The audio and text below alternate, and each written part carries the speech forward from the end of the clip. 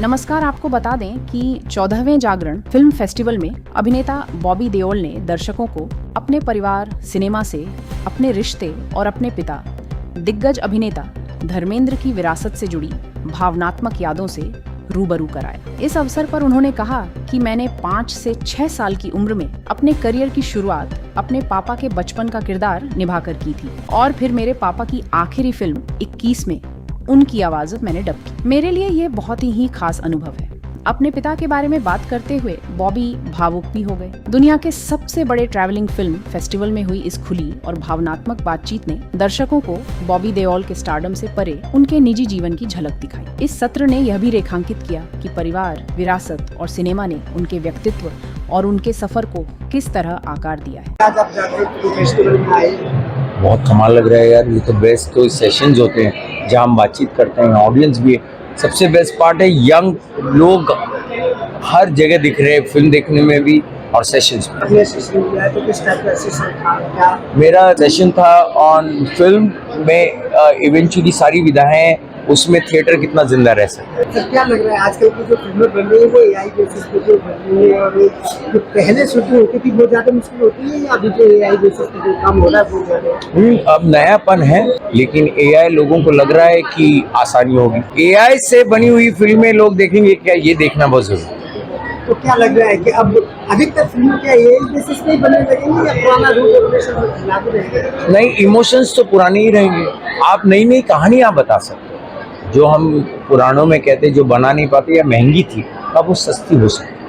क्या लग रहा है कि जो एआई बेसिस की फिल्में आज के युवा कितनी पसंद करेंगे आपके साथ? वो तो जितनी अच्छी बनाओगे तब पता चलेगा। वो ऐसा नहीं है कि आपको बनाना भी तो पड़ेगा। अभी आपकी जो फिल्म यहाँ पे लगी हुई है वो क्या चीज़ है? अभी मेरी फिल्म कोई रिलीज नहीं हुई है, पर होगी। तब कुछ बहुत इंपॉर्टेंट प्रोजेक्ट्स हैं। ये बहुत ही अच्छा एक फेस्टिवल है जिसमें इंटरनेशनल सिनेमा भी है और हमारे देश की भी विभिन्न भाषाओं के सिनेमा दिखाया जा रहा है।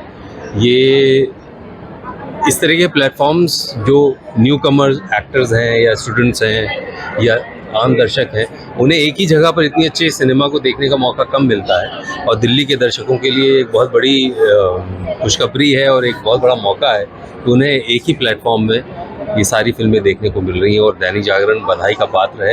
ये जागरण फेस्टिवल जैसे अभी और फंक्शन होते हैं जिससे युवाओं को जागरूकता मिलेगी, क्या लगता है? बिल्कुल मिलेगी। जब आप विश्व का सिनेमा देखते हैं और सिनेमा में जो है जीवन की ही बात होती है, अलग अलग समस्याओं के ऊपर फिल्में बनी हुई हैं, अलग अलग भाषाओं में बनी हुई हैं, तो जब युवा इन चीज़ों को देखेगा, समझेगा, उसको ज़िंदगी के विभिन्न अनुभव मिलेंगे इस तरह के सिनेमा को देख के, निश्चित तौर पे उसके जीवन में भी एक उसे रास्ता दिखेगा कि कैसे चीज़ों को समझा जाए, कैसे चीज़ों को किया जाए। आजकल जो एआई के दौर में जो फिल्में एआई के थ्रू बनने लगी, कितना लगता है आपके हिसाब से कि पहले की फिल्में ज़्यादा बेहतर तरीके से बन पाती थी या अभी इसी तरीका? हर दौर में कोई ना कोई तकनीक नई होती है। धीरे धीरे तकनीक समय होता है उसको अडेप्ट करता है और तकनीक समय को भी अडेप्ट करती है। कहीं ना कहीं कहानी है वो तो वही रहेगी, लेकिन कहानी को कहने का तरीका कभी कभी बदल जाएगा और धीरे धीरे हर चीज़ें जो है वो आपस में सम्मिलित हो जाती हैं।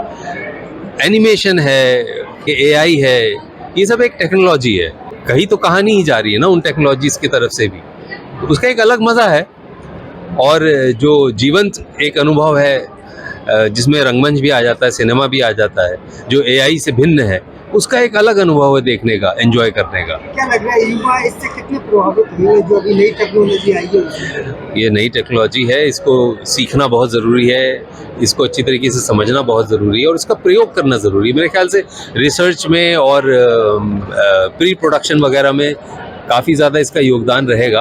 अब स्क्रीन के ऊपर जब इसको इस्तेमाल करके फिल्में बनाई जाएंगी तब कैसा रिएक्शन होता है, ऑडियंस कितना इससे अभिभूत होती है या नहीं होती, ये अभी देखना बाकी है। अभी थोड़ा जल्दीबाजी होगी अगर इसके ऊपर हम लोग किसी निष्कर्ष पे पहुंच जाए तो।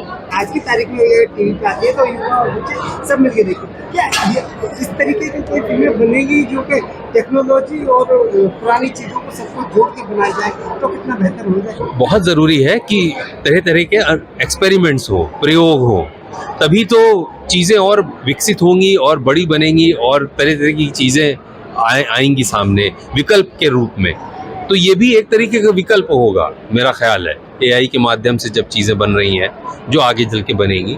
लेकिन ये कहना कि कोई एक विकल्प, कोई एक नई टेक्नोलॉजी किसी दूसरी को ख़त्म कर देगी, एकदम उसका अस्तित्व ही मिटा देगी, ये थोड़ा मेरे समझ से परे है। हमारी हर वीडियो सबसे पहले देखने के लिए चैनल को सब्सक्राइब करके दबाएं बेल आइकॉन।